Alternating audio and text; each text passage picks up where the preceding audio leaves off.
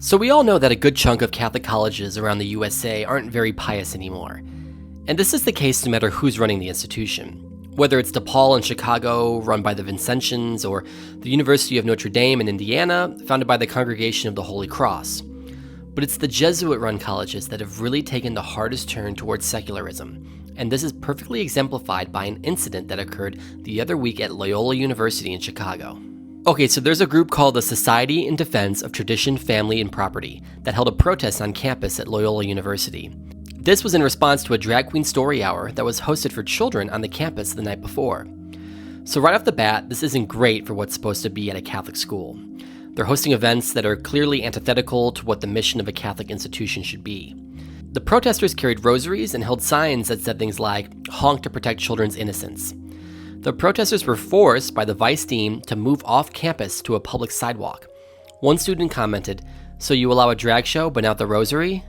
From there, the protesters received a barrage of curse words, middle fingers, and were even spit on in one instance. Another protester commented, "I had never heard so much profanity in my life. It was a hellish display of anger." Apparently, several female students even made sexual remarks and gestures. So there's so many problems here, I almost don't know where to begin. First, the Catholic University is hosting and essentially endorsing a drag event. Second, the university staff is kicking out faithful protesters who want the school to be in line with Catholic tradition. And third, the students of this university are so vulgar that they appear to be possessed by demons. I play a clip from the protest, but the whole thing would just be one big bleep. And the thing is, this isn't a one-off incident. Loyola Marymount University in Los Angeles and Seattle University have hosted drag shows as well. Some were framed as fundraisers for LGBT causes, while others were as campus entertainment. Boston College and other Jesuit schools have staged plays like the Vagina Monologues, which many bishops condemned as degrading and contrary to Catholic teaching. We've also seen controversial speakers. In 2013, Cardinal O'Malley boycotted Boston College's commencement because the school honored the Irish Prime Minister who pushed pro-abortion laws. So as the religious identity leaves these colleges, it's replaced by something else. And in this case, it's degenerate events or vulgar plays or a faculty that has no interest in defending Catholic values. So how did we get to this point? Let's take a look back in time to try to figure out what happened at these institutions. So since the 1500s, Jesuit schools were founded to form Catholic leaders, clergy, missionaries, but also educated laity. In the US, Jesuit colleges like Georgetown, Boston College, and St. Louis University primarily served immigrant Catholic communities. Their Catholic identity was explicit: mandatory theology courses, priests teaching most subjects, and daily mass. Generally what you'd expect from a Catholic institution. After World War II, the GI Bill brought huge numbers of veterans to Jesuit and other Catholic colleges. This influx pushed schools towards mainstream American academia. Bigger student bodies, more lay faculty, more graduate programs, and less parish-style oversight. Then the 1960s came about. This was the era when many Catholic universities consciously redefined themselves. For instance, we get the Land O'Lake Statement of 1967, which was a manifesto published in Wisconsin about Catholic higher education in the United States. Inspired by the liberalization represented by the Second Vatican Council, the statement declared that, to perform its teaching and research functions effectively, the Catholic University must have a true autonomy and academic freedom. In the next few decades, hundreds of Catholic schools kept the religious designation, but began to operate independently from, and sometimes in opposition to, Catholic teaching. From here, you saw schools creating majority lay-led boards of trustees and adding programs in business, law, and medicine, which required secular accreditation and standards. And so here we are today. So my question is, was it all worth it? When you become more part of the secular world, it may attract people to your institution, but it's going to attract the very people that have no respect for Catholic teaching. The type of people that will hurl obscenities at a group of young Catholic men protesting on campus. And for what? For the money that comes with having a bigger student body or a popular sports program? Some will claim that because there's less priests, the Catholic colleges don't have enough staff to be exclusively managed by clergy.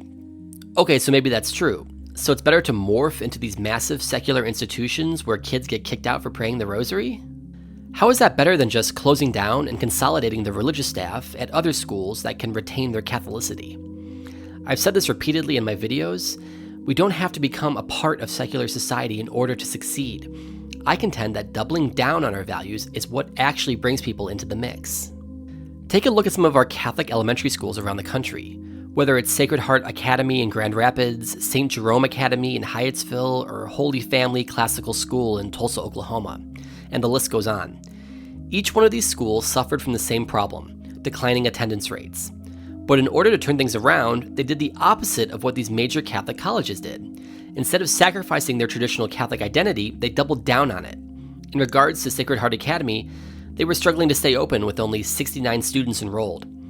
With bishop approval, it switched to a classical Catholic liberal arts curriculum, overhauling 90% of its content to include Latin, classical literature, mathematics, sacred music, and daily mass.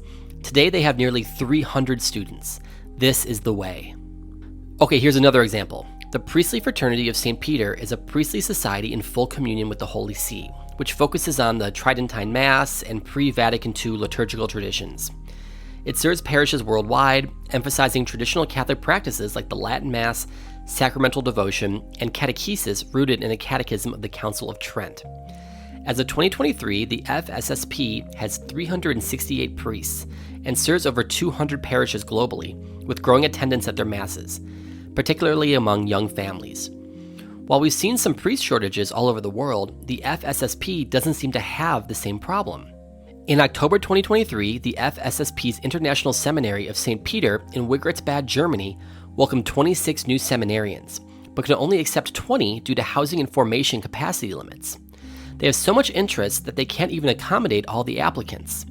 And this isn't a place like Germany, where secularization runs rampant, and the Roman Catholic Church will only ordain 29 new priests this year throughout the whole country.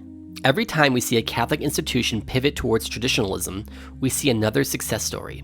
The Catholic Church has a unique history. It's 2,000 years old and was founded by Jesus Christ himself. Those same traditions that got the Church through the fall of the Roman Empire, the Middle Ages, and the World Wars will get us through this time as well. We could have more populated parishes, faithful schools, and overflowing seminaries if we just chose to honor the true multi-millennium tradition that has been gifted to us. Thanks for watching, and if you want to see more Catholic content like this, make sure to like and subscribe.